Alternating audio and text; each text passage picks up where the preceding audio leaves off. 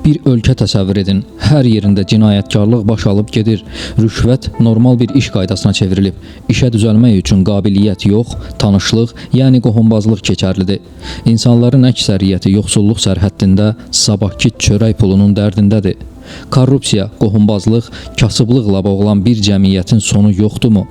Hər tərəfdən çıxmazlıqla əhatə olunmuş bu cür ölkələrdə insanlar bütün ümidlərini kəsməlidirmi? Tarix bizə bunun tam əksini sübut edir. Ən dərin bataqlıqda belə ümidin itirilməməli olduğunu və bu vəziyyətdən ən praktiki çıxış yolunu bizə canlı nümunələrlə göstərir. Bəs sizcə bu qorxulu dövrandan çıxmağın əsl yolu nədir?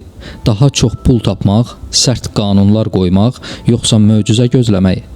Dünya xəritəsində elə ölkələr var ki, cəmi bir neçə 10 illik əvvəl tamamilə məhv olmuş vəziyyətdə idilər. Onların nə neft yataqları vardı, nə də böyük orduları. Amma onlar elə bir strateji addım atdılar ki, bütün dünya heyranlıqla bu sıçrayışı izlədi.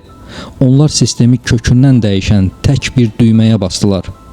İndi isə gəlin həmin ölkələrdən birincisinin xarabalıqdan dünyanın ən zəngin və ən nizamlı dövlətinə çevrilən adanın hekayəsinə baxaq.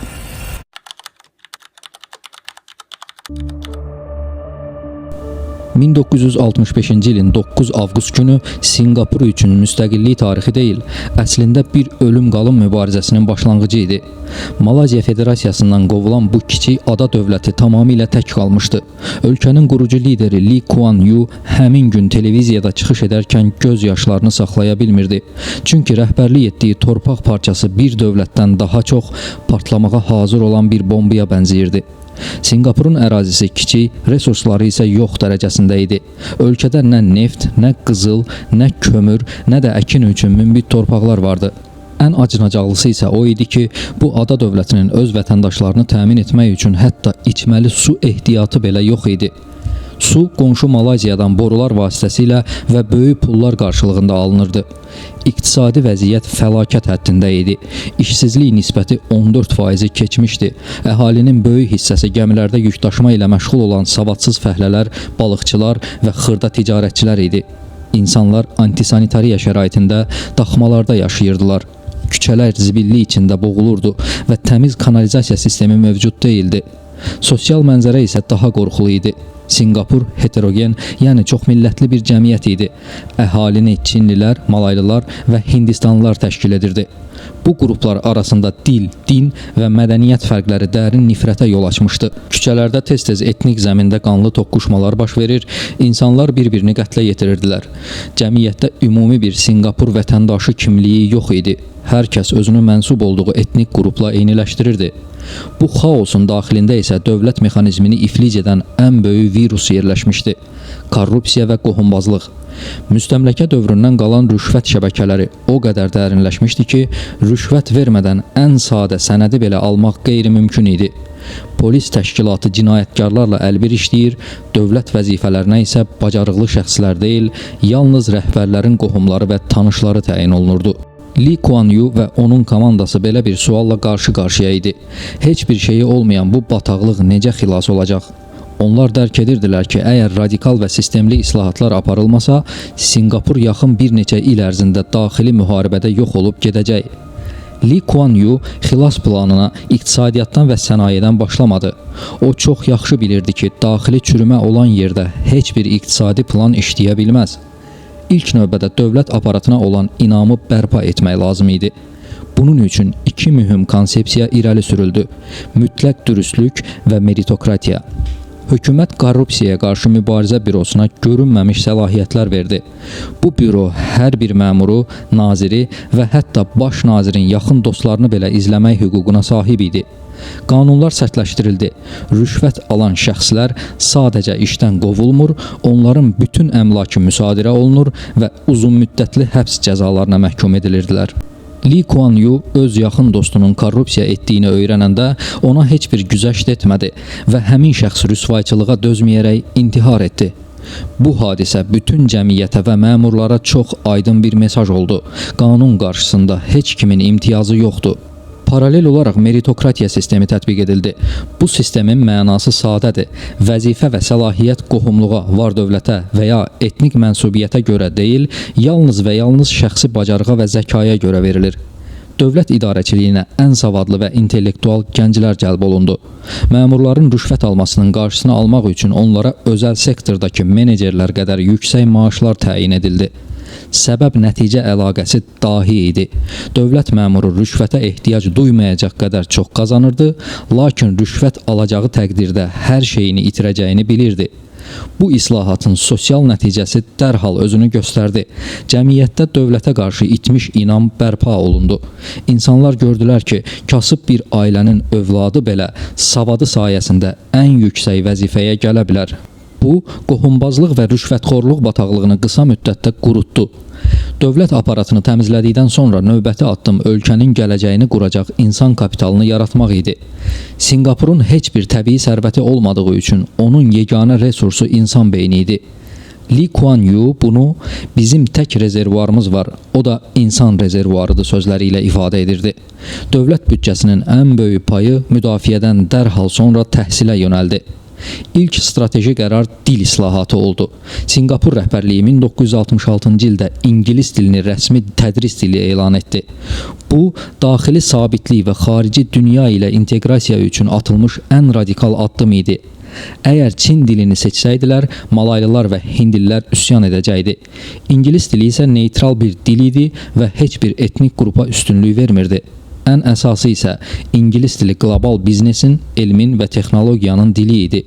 Uşaqlar məktəbdə həm ingilis dilini mükəmməl öyrənir, həm də öz ana dillərini, Çin, Malay və Tamil dillərini qoruyub saxlayırdılar. Bu iki dilli təhsil sistemi ölkəni qısa müddətdə qlobal bazara hazırladı. Təhsilin məzmunu tamamilə dəyişdirildi. Əzbərçiliyə əsaslanan köhnə sistem ləğv edildi.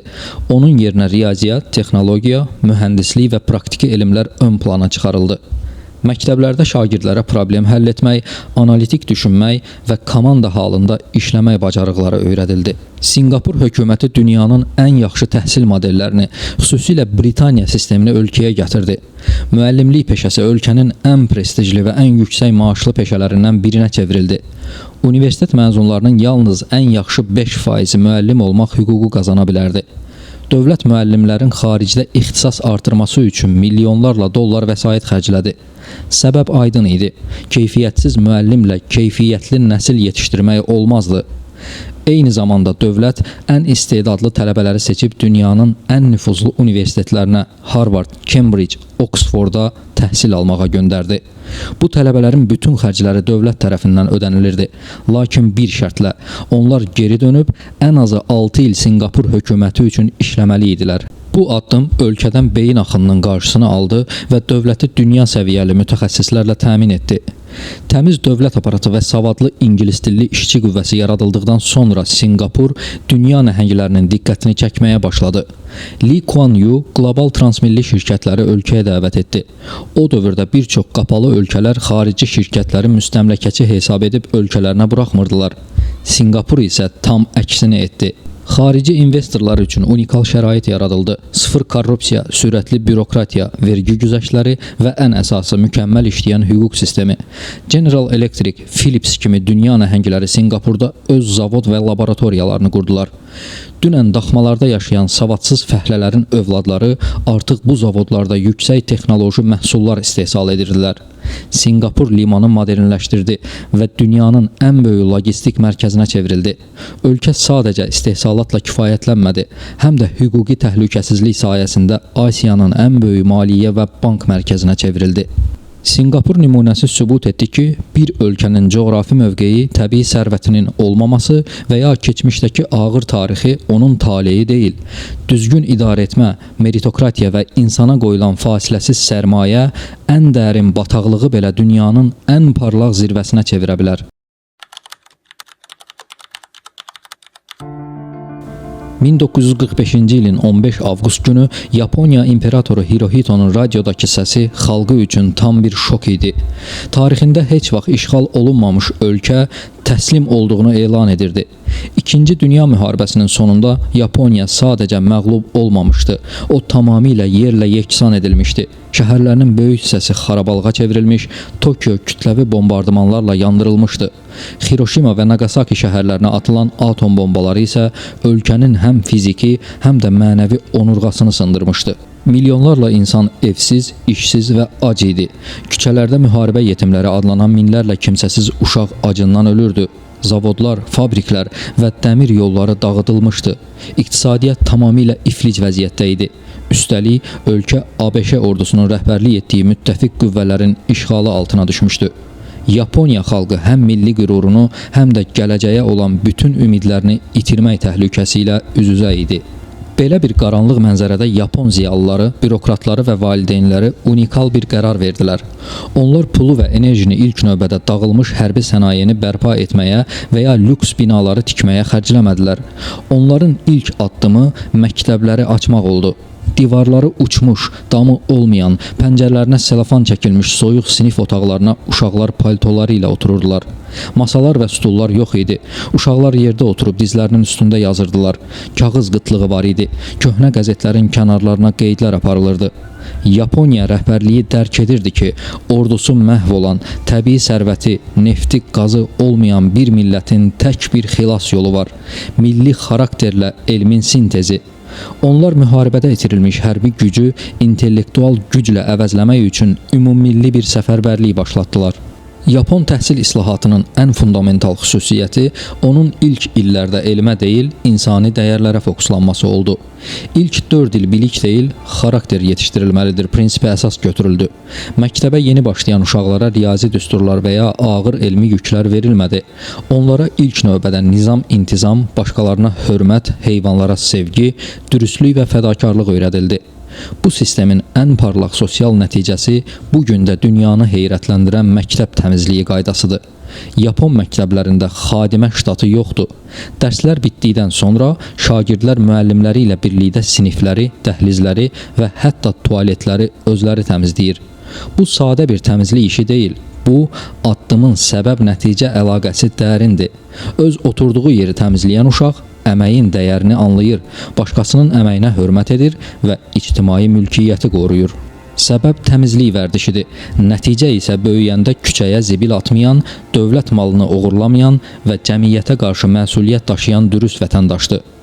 Eyni zamanda dərslərdə fərdiyyətçilik deyil, komanda ruhu aşılanırdı. Uşaqlara tək başına qalib gəlmək deyil, qrupla birgə uğur qazanmaq strategiyası öyrədilirdi. Bu təfəkkür gələcəkdə Yapon şirkətlərini daxili monolit quruluşunun və işçilərin şirkətə olan mütləq sadiqliyinin əsasını qoydu. Yaponiya öz milli köklərinə və əxlaqına sadiq qalsa da, elmdə mütləq şəkildə qərbləşmə və modernləşmə yolunu seçdi. Hökumət təhsil proqramlarını tamamilə yenilədi. Riyaziyyat, fizika, kimya və mühəndislik elmləri təhsilin mərkəzinə yerləşdirildi. Dünyanın ən müasir dərslikləri Yapon dilinə tərcümə olundu. Dövlət ən istedadlı gəncləri seçərək Amerikanın və Avropanın ən aparıcı universitetlərinə göndərdi. Onların missiyası Qərbin texnologiyasını öyrənmək və onu Yaponiyaya gətirmək idi. Gənclər xaricdə sadəcə nəzəriyyə öyrənmədilər. Onlar Qərb sənayesinin işləmə mexanizmini mənimsədilər. Geri dönən mütəxəssislər ölkədə yeni mühəndislik məktəbləri və laboratoriyalar qurdular. Burada dahi bir səbəb-nəticə əlaqəsi işə düşdü. Yaponlar Qərbin texnologiyasını kopyalamaqla başlamışdılar. Lakin daxildəki güclü riyazi və analitik təhsil sayəsində qısa müddətdə həmin texnologiyanı təkmilləşdirməyi bacardılar. Onlar daha kiçik, daha ucuz və daha keyfiyyətli fəlsəfəsini istehsalata gətirdilər. Müharibədən cəmi 20 il sonra 1964-cü ildə Tokyo Yay Olimpiya oyunlarına sahiblik edəndə Yaponiya dünyaya özünün ilk sürət qatarını təqdim etdi. Bu, savadlı nəslin fəlakətdən doğan qələbəsi idi. Təhsil sisteminin uğuru onun sənaye ilə birbaşa inteqrasiyasında idi. Hökumət universitetlərlə böyük sənaye müəssisələri Sony, Toyota, Honda, Mitsubishi arasında qırılmaz bir əlaqə qurdu. Şirkətlər universitetlərin laboratoriyalarını maliyyələşdirir, tələbələr isə hələ təhsil alarkən həmin şirkətlərdə praktiki təcrübə keçirdilər. Bu sistem diplom xatirinə oxumaq anlayışını tamamilə məhv etdi. Universitet bitirən hər bir gənc bilirdi ki, onun işə düzəlməsi üçün qohuma, tanışa və ya rüşvətə ehtiyacı yoxdur. Şirkətlər işə qəbul zamanı namizədin yalnız dürüstlüyünə, imtahan nəticələrinə və problem həll etmə bacarığına baxırdılar. Meritokratiya Yaponiyanın həm dövlət, həm də özəl sektorunun əsas qanununa çevrildi. Bunun sosial nəticəsi olaraq cəmiyyətdə qohumbazlıq və rüşvətxorluq tamamilə sıradan çıxdı. İnsanlar anladılar ki, övladının gələcəyini təmin etməyin tək yolu ona pulla vəzifə almaq deyil, ona yaxşı təhsil verməkdir. Müəllimlik peşəsi cəmiyyətin ən müqəddəs və ən toxunulmaz peşəsi elan olundu. Yaponiya imperatorunun belə qarşısında baş əydiyi yeganə şəxs məhz müəllimlər idi. 1970-80-ci illərə gəldikdə daxmalarda, soyuq sinif otaqlarında böyüyən uşaqlar Yaponiyanı dünyanın ikinci ən böyük iqtisadi fövqəldövlətinə çevirdilər. Heç bir təbii resursu olmayan bir ölkə sadəcə insan beyninin məhsulu olan elektronika, avtomobil və yüksək texnologiya ixracı ilə dünyanı fəth etdi. Bu gedişatın sosial nəticələri heyrətamiz idi. Uğurlu təhsil siyasəti sayəsində ölkə əhalisinin 90%-i özünü orta təbəqəyə aid etməyə başladı. Zənginlərlə kasıblar arasında uçurum minimuma endi. Savadlılıq və yüksək əxlaqi təhsil cəmiyyətdə cinayət törətmə meylini demək olar ki, yox etdi. Yaponiya dünyanın ən təhlükəsiz ölkələrindən biri oldu. Küçədə itən pul qablarının 90%-dən çoxu polisə dürüstlüklə təhvil verilməyə başlandı. Təhsilli cəmiyyət həm də sağlam cəmiyyət demək idi. İnsanlar qidalanma, gigiyena və idman mövzusunda elmi biliklərə sahib olduqları üçün Yaponiya adambaşına düşən ömür uzunluğuna görə dünya liderinə çevrildi. Yaponiya nümunəsi bəşəriyyətə çox aydın bir dərs verdi. Bir millətin hər şeyi məhv ola bilər, şəhərləri, zavodları, ordusu. Lakin əgər o millətin müəllimi, kitabları və təhsil inadı varsa, o millət küllərindən yenidən doğulmağa qadirdir.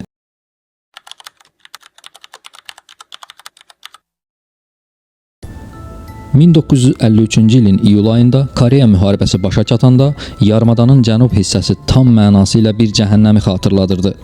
3 il davam edən qanlı qardaş qırğını ölkəni yerlə yeksan etmişdi. Bütün infrastruktur, yollar, körpülər və evlər məhv olmuşdu. Cənubi Koreya həmin dövrdə dünyanın ən kasıb və ən ümidsiz dövlətlərindən biri idi. Adambaşına düşən illik gəlir cəmi 60-70 dollar təşkil edirdi. Bu göstərici ilə ölkə Sub-Sahara Afrikasının ən geridə qalmış xalqlarından da yoxsul vəziyyətdə idi. Ölkənin heç bir əhəmiyyətli təbii sərvəti, nefti, qazı və sənaye xammalı yox idi. Kömür və mineral ehtiyatların böyük hissəsi isə şimal qonşusunun, yəni Şimali Koreyanın ərazisində qalmışdı. İqtisadi fəlakətlə bərabər cəmiyyət tam bir qaranlığın içində boğulurdu. Əhalinin 80%-dən çoxu tamamilə savadsız idi. Yazıb oxumağı bilməyən milyonlarla insan sadəcə gündəlik çörək pulu üçün tarlalarda ibtidai üsullarla çalışırdı. İşsizlik, aclıq və xəstəliklər kütləvi xarakter almışdı. ABŞ-nin hərbi və humanitar yardımları olmasaydı, milyonlarla insan sadəcə acından öləcəkdi. Beynəlxalq ekspertlər Cənubi Koreyanın yaxın 100 il ərzində ayağa qalxa bilməyəcəyini çoxdan proqnozlaşdırmışdılar. Lakin bu dərin bataqlıqda Cənubi Koreya cəmiyyəti dünya tarixinə yazılacaq bir müqavimət və inad nümayiş etdirdi. Bu elə bir müqavimət idi ki, onun əsası silahlar deyil, kitablar və qələmlər oldu. Ölkəni idarə edən siyasi iradə və sadə xalq eyni amal ətrafında birləşdi. Gələcəyi xilas etməyin tək yolu uşaqları oxutmaqdır. Koreya modelinin ilk və ən böyük sütunu dövlətin rəsmi proqramlardan daha çox ailələrin daxilində başlayan mənəvi inqilab idi. Koreya mədəniyyətində qədim dövrlərdən qalan Konfutsi fəlsəfəsinin təsiri ilə savada və alimə çox böyük hörmət vardı. Müharibədən çıxmış valideynlər özləri ac qaldılar, geyinmədilər, gecə-gündüz tarlalarda ağır şərtlərdə işlədilər. Onlar qazandıqları hər bir qəpiyi övladlarının təhsilinə yatırdılar. Bir ailənin tək bir sığortası və ümidi vardı: övladının universitet bitirməsi. Dövlət bu ictimai enerjini gördü və dərhal ümumilli səfərbərlik elan etdi. 1950-ci illərin sonuna qədər ibtidai təhsil hər bir vətəndaş üçün məcburi və tamamilə pulsuz edildi. Məktəb binaları çatışmadığı üçün dərslər çadırlarda, açıq göy səması altında keçirilirdi. Şagirdlər növbə ilə dərslərə gəlirdilər. Siniflərdə bəzən 80-90 uşaq eyni anda otururdu.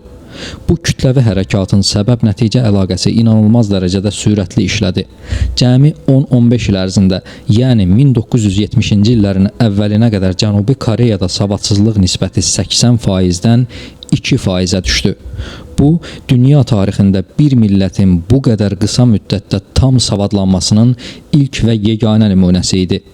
Artıq dövlətin əlində fəhlə yox, yazmağı, oxumağı, təlimatları anlamağı bacaran intizamlı bir cəmiyyət vardı. Savadsızlıq ləğv edildikdən sonra Koreya təhsil sistemi keyfiyyət və rəqabət mərhələsinə keçdi. Ölkədə təhsil hərarəti adlanan bir sosial fenomen yarandı. Bu, cəmiyyətin təhsil vasitəsilə status qazanmaq üçün daxil olduğu böyük bir yarış idi. Hökumət imtahan sistemini tamamilə mərkəzləşdirdi və mütləq şəkildə şəffaflaşdırdı. Suneung adlanan universitetə qəbul imtahanı ölkənin milli təhlükəsizlik məsələsinə çevrildi. Bu imtahan zamanı bütün ölkədə həyat dayanır. Tələbələrin səs-küydən yayınması üçün təyyarələrin uçuşları təxirə salınır. Dövlət idarələri işə gec başlayır ki, nəqliyyatda tıxac yaranmasın və uşaqlar imtahana gecikməsin. Bu sistemin səbəb-nəticə zənciri belə qurulmuşdu. Əgər sən kasıb bir kəndlinin övladısansa və dövlətin ən çətin imtahanında yüksək nəticə göstərirsənsə, ölkənin ən yaxşı universitetinə, məsələn, Seul Milli Universitetinə daxil olursan. Universitet isə sənə birbaşa ən böyük şirkətlərə qapı açır. Rüşvət, tanışlıq və ya ailənin mənsubiyyəti bu imtahanda sıfıra bərabərdir. Məhz bu ədalətli və amansız rəqabət cəmiyyətdə qohumbazlıq sistemini kökündən məhv etdi.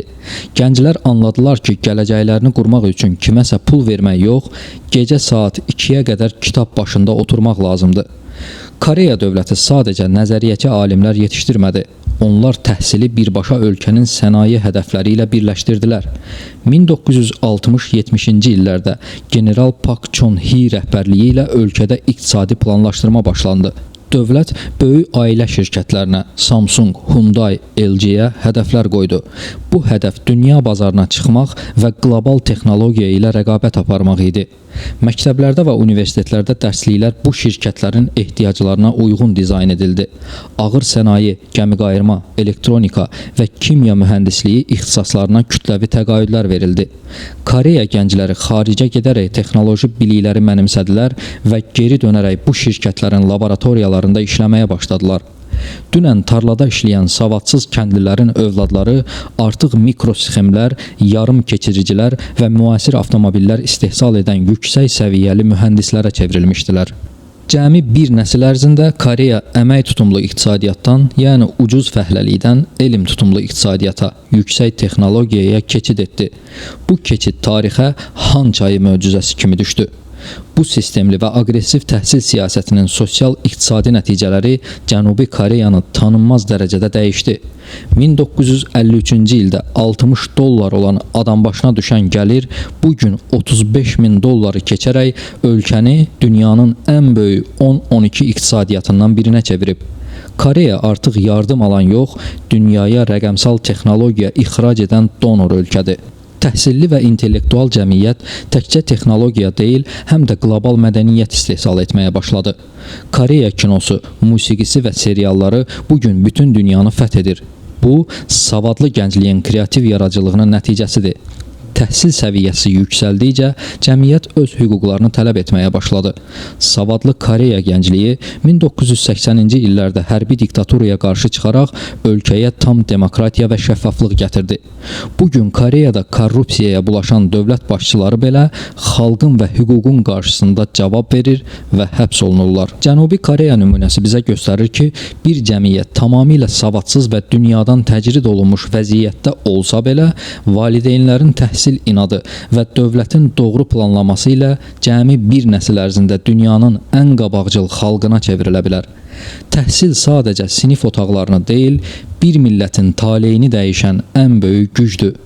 Tarixin bizə təqdim etdiyi bu üç böyük mənzərə, Sinqapur, Yaponiya və Cənubi Koreya nümunələri sadəcə iqtisadi uğur hekayələri deyil.